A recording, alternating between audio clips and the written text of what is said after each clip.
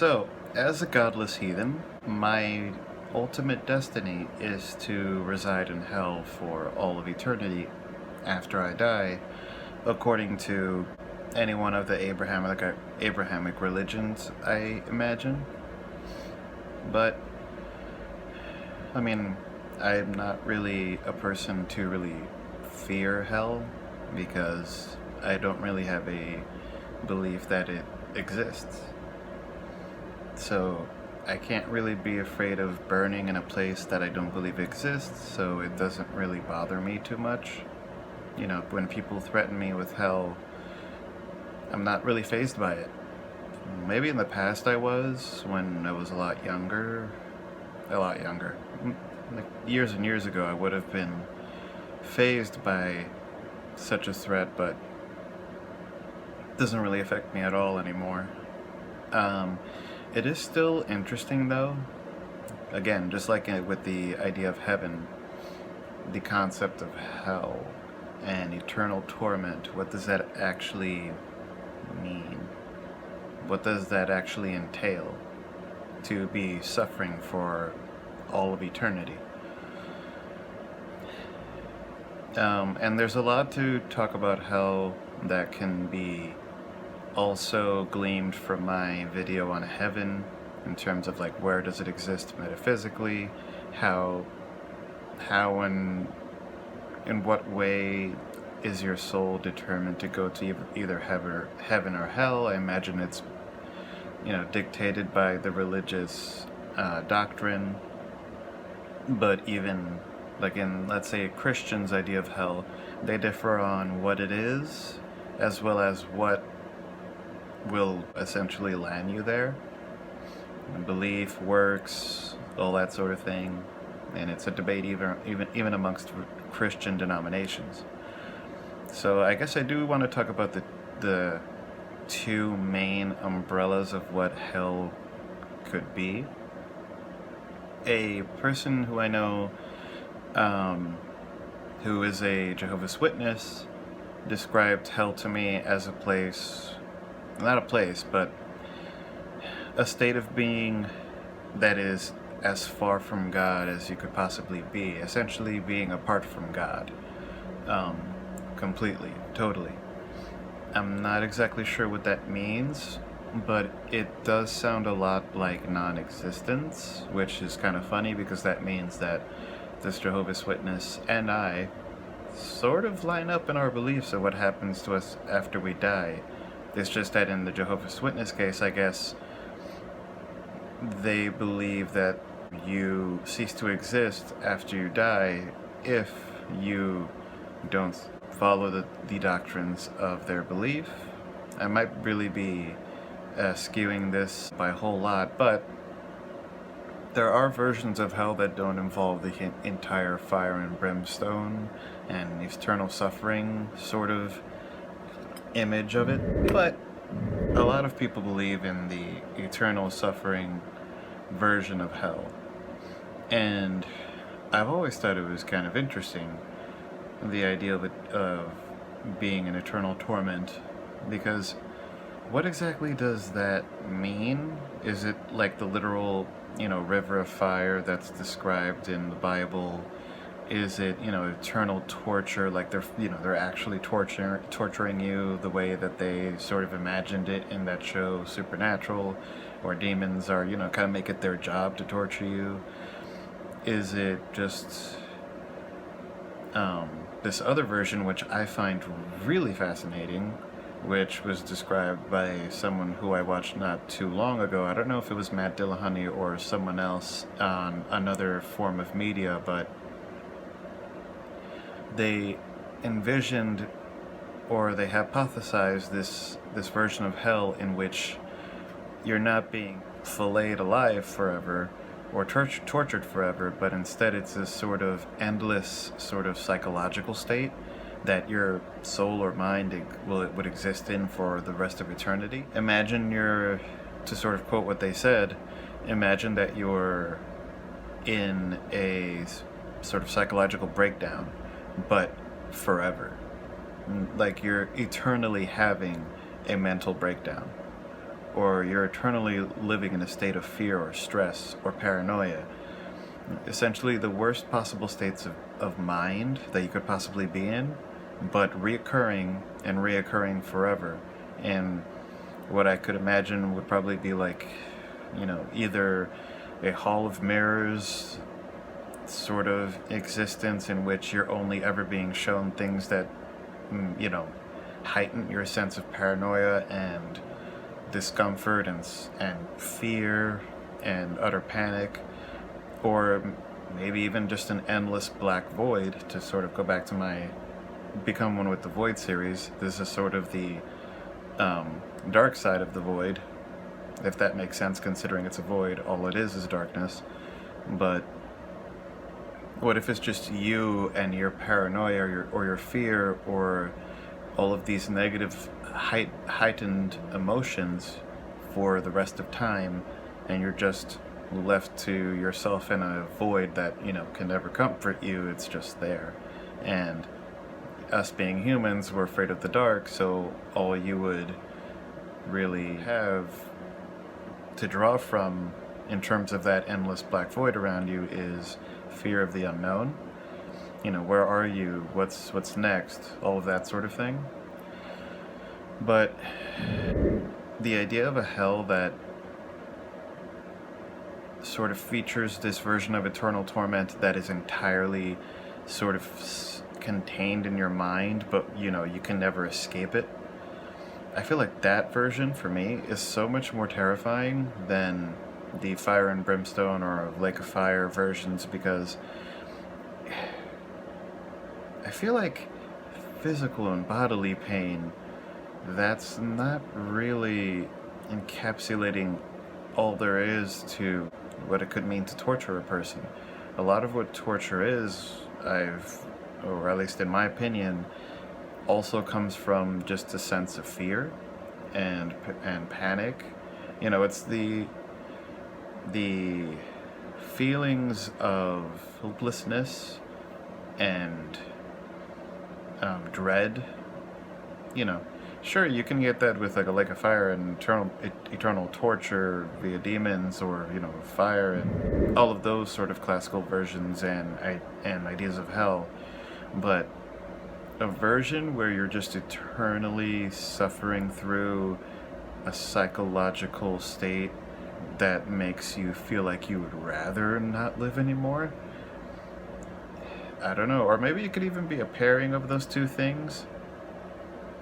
But to sort of go on a tangent from my original conversation on hell to speak of the being that supposedly created it, you have, this supposedly all-loving being who is all-powerful and, determines everything before it happens, because it's his or her or its universe, so nothing happens without their consent, really. Then, he's kind of predetermining you to a eternity after death of endless torment, which doesn't seem like loving at all, because I've heard Christians try to say this whole thing about a father punishes his children when they behave badly. Sure, but if your punishment lasts forever, has no end, goes on into infinity, I don't know if Christians really, or I don't know if the Christians I've heard really grasp how horrifying that is. Not just that you're being tormented, it's not that you're being punished for a brief period of time, or even 100 years, 1,000 years, millennia, millions of years. No, you're there for ever, for all of eternity. It's never ending. You will never see the end of it. You will never find yourself in a place where you're no longer suffering. It's hell. That's all you're ever going to be in. That's all you're ever going to know for the rest of time. Suffering. And the idea that a all-loving or even maximally loving God could subject his creation to that for not following archaic rules set in a book that's over 2,000 years old, according to Christians, in terms of the age, that doesn't seem all that loving to me at all. But, you know, whether or not you believe that to be the case, that you go to hell and then suffer that eternal torment, I guess will depend on the kind of Christian or believer that you are. So I might just be speaking to a very tiny group of people when I talk about all this. Or maybe not tiny, but like not really the majority of Christians. It can really depend. Anyways, so like I said earlier, all of the same sort of issues that come up about like its metaphysical existence, they're the same ones that I spoke of when I was talking about heaven. Where is it? How would such a place exist? How would it work? How would its existence work? How would you be determined to go there? All of that sort of thing. But then there's also in the case of hell, to sort of parallel my discussion of heaven, just as perfection can mean different things to different people, could not hell mean different things to different people? Because sure, for a Christian, heaven would entail, being in God's love and light for the rest of eternity, but not necessarily every person who they would think would be in hell would have the same beliefs. They wouldn't necessarily be good Christians. They could be, according to some Christians, believers in other religions, non-believers like myself. And so would hell be subjectively torturous? Would your version of hell depend on your idea of hell? And, the worst possible existence that you could lead for the rest of eternity? Would it be dependent on that? There's all sorts of questions that arise when you think about a place that embodies eternal torment. And I don't know. It's got all of the same metaphysical problems as heaven, but with some key differences that make it just not all that cohesive an idea. At least with heaven, you can sort of find a solid idea on which to base claims about it, maybe. But with hell, it's a bit more vague.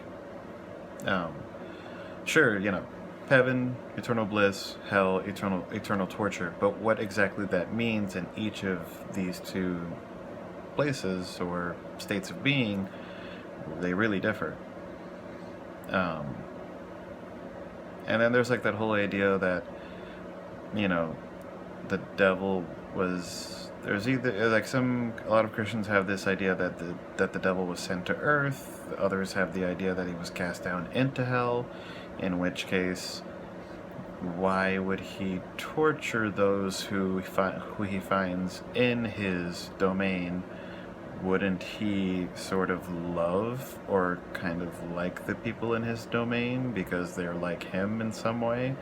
But then that sort of clashes with the idea that Lucifer, before he, descended or was cast out of heaven, hated human beings, or didn't think that they deserved love in the way that God was asking the angels to do so in the mythology, and therefore, looks to human beings as sort of these usurpers of God's love.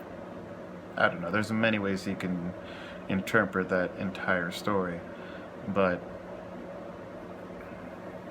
and then the demons are a whole other thing.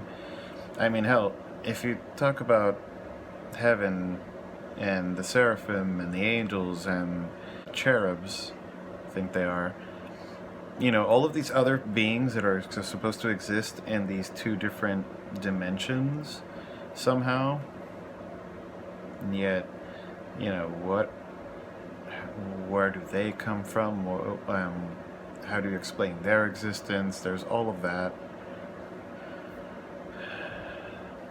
But I don't know. I mean, I don't believe it to be an actual place. I don't believe it to be an actual thing. But I feel like the idea of eternal torment in hell, I just find it a little more fascinating than eternal bliss in heaven, just because it could be so many different things. I mean, I guess you would have to narrow it down to all of the things which human beings sort of universally maybe see as not the sort of state that you would want to be in for the rest of eternity.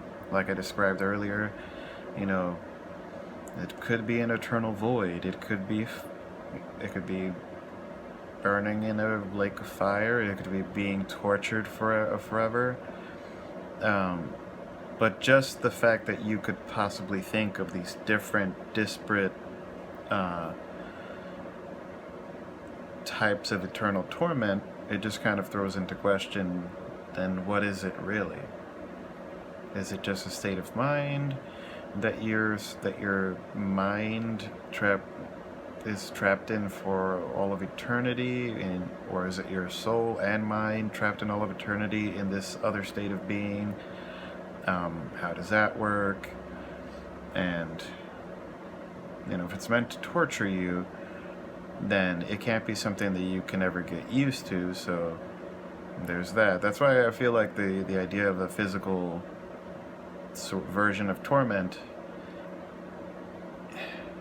like, how does that work too? Because if you're, let's say, filleted alive, just eternally, and this is again sort of going back to the supernatural portrayal of hell, because they do try to sort of suss out what that would be like, to some extent. And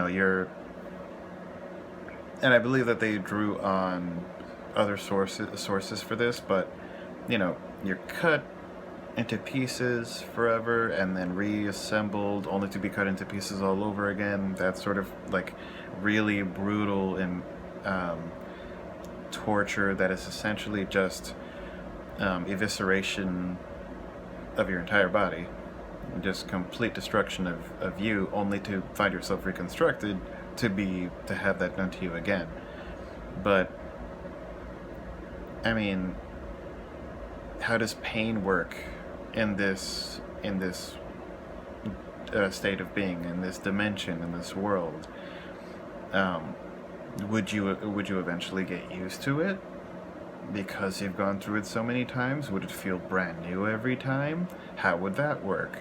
Because I do think about it in terms of how the human body processes pain, and how sometimes we might be able to withstand certain pains if we've experienced them enough times, or if we just have a higher threshold of pain. I mean, of course, there are certain kinds of pains that you'll never get used to. But if you're, in the case of hell, going through physical torment, physical torture for the rest of eternity, would you not at some point sort of get used to it? In which case it wouldn't really be as torturous anymore. I mean, again, you have the problem of monotony. Would the demons change it up at some point? Would they change to what I was discussing earlier, where it's no longer physical torment but now mental torment? Would they go back and forth? Would they toss you into the void for fun? Like, what would it be? I have all of those questions. And then there is also the idea that hell is right here on Earth, which I feel like is sort of fanciful and metaphorical. It doesn't really point to anything real. It's more of a sort of just kind of use of figurative language. So I don't know if that really warrants a whole discussion on it, because and I see this happen a lot when theological debates and discussions happen. There is a sort of tendency to conflate the metaphorical with the literal, especially when it comes to like Christian ideas of things or places or occurrences or even the laws in the Old Testament, there is a lot of conflation going on in these discussion and debates that I've noticed. So I'm not really going to go into like the heaven on earth, hell on earth sort of discussion, but I know that there are those people who believe that's the case, or in some way. I don't know. But yeah. Hell. Place of eternal torment. Just imagine it. If you just sort of stop and think about it, and I know it's horrifying to think about, but if you stop and think about it, one, it's really hard to wrap your head around it in much the same way that it's hard to wrap your head around eternal bliss in heaven. But when you really stop to think about it, especially in terms of the Christian worldview and their view of God, then you sort of start to, at least for me, look at the Christian God who supposedly is supposed to be so loving. You sort of start to see that God in a different light. And it makes you even further question sort of Christian or Islamic or Judaic beliefs on heaven, hell, God, and all the rest of what goes into these religious beliefs. You know, inconsistencies that further sort of make me question the legitimacy of that entire religious structure and the beliefs on which they're built. But yeah, the next video that I'm going to do is going to be on reincarnation, which I guess in a way could be viewed as its own sort of hell, depending on where in the caste system you happen to find yourself in reoccurring lives, but that's a whole discussion which I will have next time. But yeah, this is going to be my video on hell. It's a little bit more flustered than the last one because I wasn't originally planning on doing this video right after my heaven video, but I thought, why not? I've been having these ideas in my mind for some time, so why not just go for it? And so I'm going to end the video here, and to anyone who watched, thank you for watching, and goodbye. Oh, also, because I realize I don't say this enough in my videos, I tend to post for now Mondays, Tuesdays, Wednesdays, but if there's a holiday or a day off for some reason, I'll probably take a chance to make a video on those days. So I'll usually be posting videos beginning to middle of the week, the work week. But yeah, let me stop this video before I keep going, and bye bye.